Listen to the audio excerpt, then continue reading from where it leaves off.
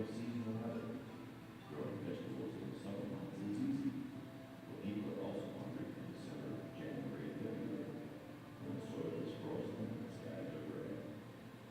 The good news is that Cass now has a freight farm. Thanks to Bill Ford, the Ford Fund, and a group of young adults from the Ford's 30 Under 30 initiative. It doesn't need soil or sunlight. Our urban farmers are able to plant, grow, and harvest inside so that the weather outside never harms the crops. The freight farm makes sense environmentally too. It repurposes a 320 square foot shipping container with a hydroponic system. It uses 90% less water than traditional farming methods and LED lighting. Because it is a closed system, there is no need for herbicides or pesticides. And since it's right in the community, the need for excessive packaging is eliminated and very little gasoline is used to transport the food. The freight farm is monitored and controlled remotely using a smartphone.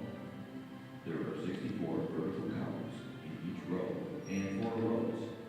A total of 256 columns will hold a minimum of 8 plants per column, which means that over 2,000 plants are growing at once. Every 2 to 3 weeks, our farmers continually germinate, plant, and harvest the crops, so that the freight farm yields what would require 1.8 acres of farmland. Basil, kale, greens, a head of lettuce can be picked at 10:30 and served in the Cass Kitchen or an area restaurant for lunch at 11, 365 days a year. The Cass Community Social Services Freight Farm, the latest addition in our mission to provide food, housing, health services, and jobs 365 days a year. How cool is that? Come on! Now with the Food Corps, AmeriCorps, and with DPS and teaching kids in schools about nutrition and gardening, and she's a master gardener trainee. It's pretty close, is it not? So we're lucky to have them both in their expertise. So I'm just going to say one thing, because I promised the media they'd get in right away first, because it's a busy day. It's always a busy news day now, right? I don't know, maybe at Thanksgiving you saw that romaine lettuce got pulled. Did you have to throw any out? Now imagine if in your house you couldn't have produce until next Memorial Day. I mean, no salads, no greens. Often, soup can be farmers. Our first crop is up and in the columns, and you'll be able to see. We'll let the press in first. It's sort of like a commercial kitchen, though. You're not going to go in just with your street clothes, or at least your street shoes. You are going to be like a doctor, because we can't be dragging in germs. It doesn't matter who you are, even Jim Vella. Get a picture of him in these. We'll tell people he's decided to become a doctor. But clearly we want to keep our food safe. How soon will we be able to harvest, Kathy? In 3 weeks. No. The stuff that's in the column, it's going to be 3 weeks still? 2 to 3 weeks. Wow, okay. Grow into a full half lettuce. Yeah, I was praying that we have 2 or 3 feet of snow outside today to really drive the point home, but I think it's cold enough for you to understand, is it not? Yeah. So we are very delighted. I see Paul Smith is here from the board too. And then several of our directors and many of our staff members are here. This is a great day for Cass. This is a change of how we provide food to people. If you get a chance to eat some of the stuff in the back, it's from our kitchen as well. We try and feed people well every day. And these are ready to put in the grow columns, which you see here. We put our first couple trays. Each column holds 10 heads of lettuce, and we have 254 columns altogether, so that's a lot of lettuce. These are seedlings, which are a couple weeks younger, and then these are our seed pods, which are germinating. They'll be done in about 5 to 7 days, and then we'll put them in the seedling tray. The entire environment is controlled by a computer, so you can see in back of you there's a computer panel, where all the variables are controlled. These are the nutrient settings. We have filter for the water. We also have air control, so anytime the air drops either below or above a certain degree, then the cool box turns on to automatically recalibrate the air. And the coolest part are the grow lights, which you can see. So these are the grow lights for the columns. These are the grow lights for the seedlings. All the water is recirculated.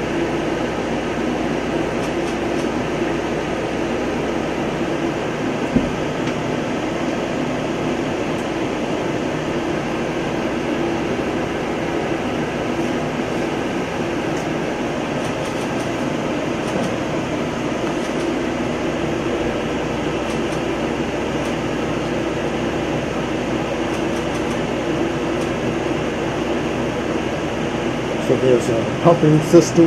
There is. Okay. So this is the pump for the seedling.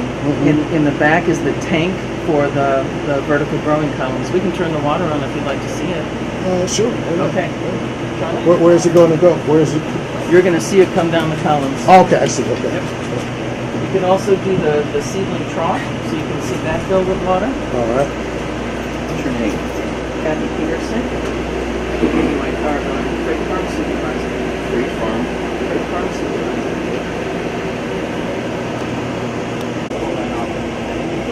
About 1,200.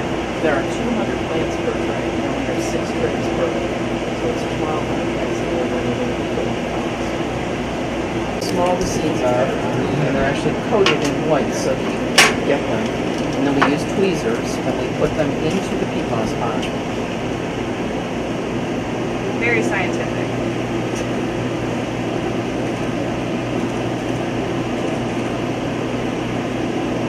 That's how it starts.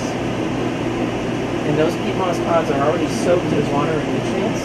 So once she's done with all the seeds, we'll put it into the germination tray with the hood. Right here.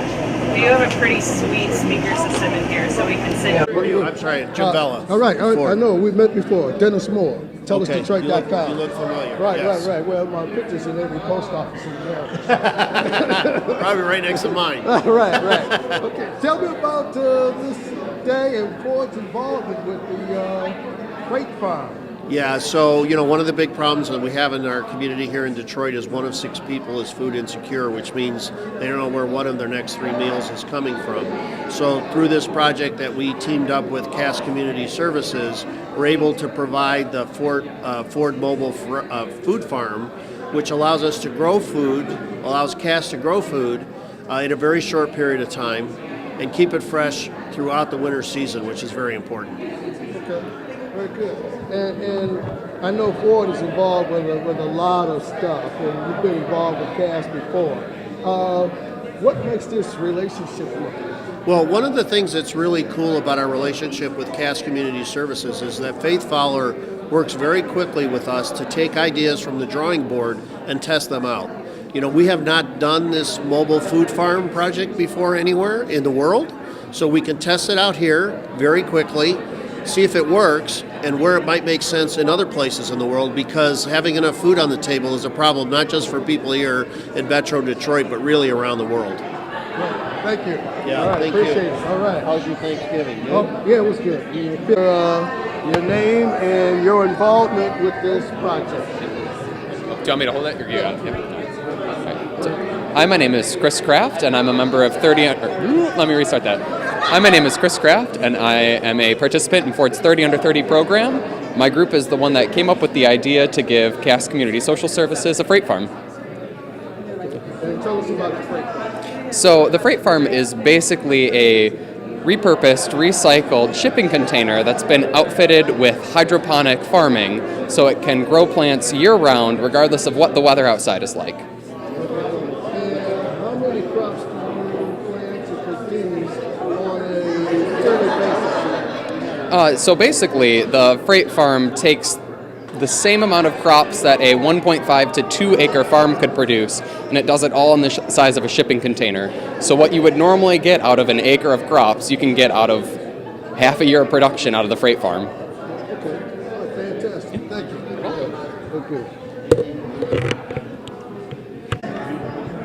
Well, here we are again with another Faith Follow project. Oh boy, oh boy. And this one involves food. Tell us about this. Yeah, it's a freight farm. It uses an old shipping container. It repurposes it to grow food vertically and hydroponically, which means that we can grow a great volume of greens and lettuce and herbs every day of the year.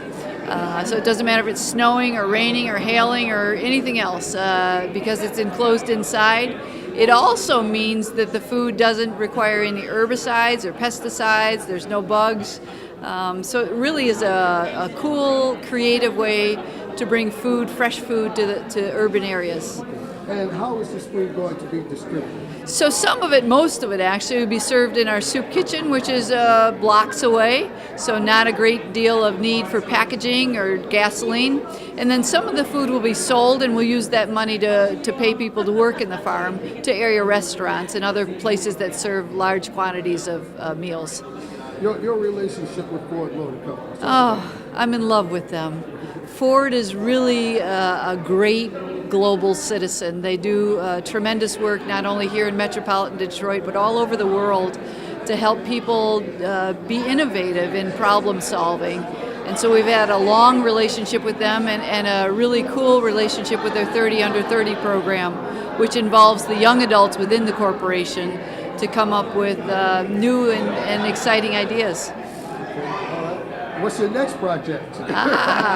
So we're working right now on a solar farm, which would allow us to not only reduce the amount of electricity we have to buy, but also potentially allow us to offer power to people who are low income within the city. So it's a long-term project that really could make a difference. People who are poor pay 10% of their income on electricity alone. So it truly could help them have a better life. Great. Thank you. Thank you. It's always good to see you. Did you have a good Thanksgiving? I did.